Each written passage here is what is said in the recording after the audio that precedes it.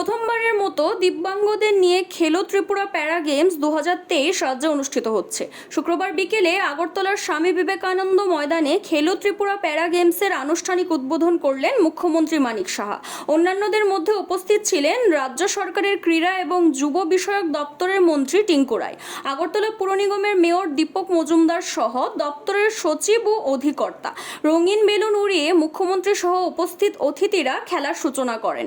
বক্তব্য রাখতে গিয়ে মুখ্যমন্ত্রী বলেন, সাধারণ মানুষ আর দিব্যাঙ্গদের মধ্যে এখন কোনো পার্থক্য নেই। প্রতিভা বিকাশে ও নিজেদের প্রতিষ্ঠিত করতে দিব্যাঙ্গজনেরা কোনো অংশে কম নন। সঠিক সুযোগ সুবিধা পেলে তারাও সমাজে তাদের অবস্থান দেখাতে সক্ষম। শনিবার সকাল থেকে মোট 11টি ইভেন্টে খেলা শুরু হয় এই মাঠে।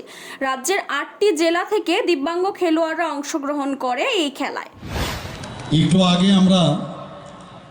যাদের আমরা দেখলাম কি সুন্দরভাবে ওরা গান পরিবেশন করলেন, নৃত্য পরিবেশন করলেন, এখানে মার্চ পাস্ট আমরা দেখলাম, কিন্তু একটাবারও মনে হলো না যে তারা চ্যালেঞ্জ পারছেন। কোনো অংশে আমি বলবো তাদেরকে বুঝাই গেল না যে আমাদের থেকে ওরা আলাদা। সাধারণ মানুষ যেভাবে চলাফেরা করে, যেভাবে কথা কয়,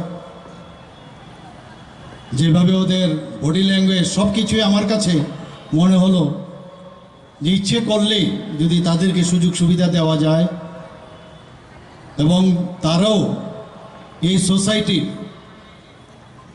পার্ট অ্যান্ড পার্সেল, এটা আজকে কিন্তু এখানে প্রমাণ হয়ে গেল।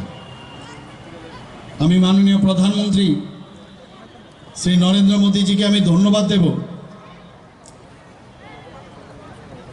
আগে বিকলাঙ্গ বলা হতো, এদেরকে হিন্দিতে অপায়েশ বলা হতো,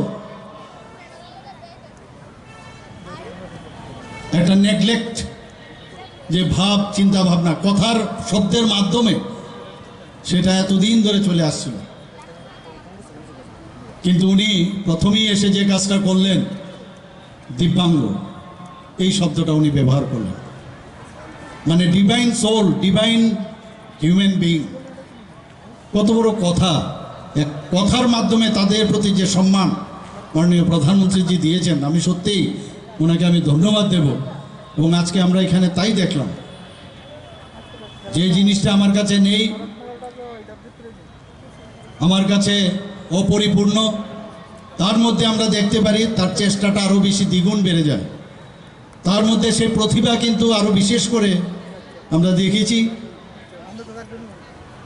তার মধ্যে সৃষ্টি হয়। Siri TV, channel for news and entertainment.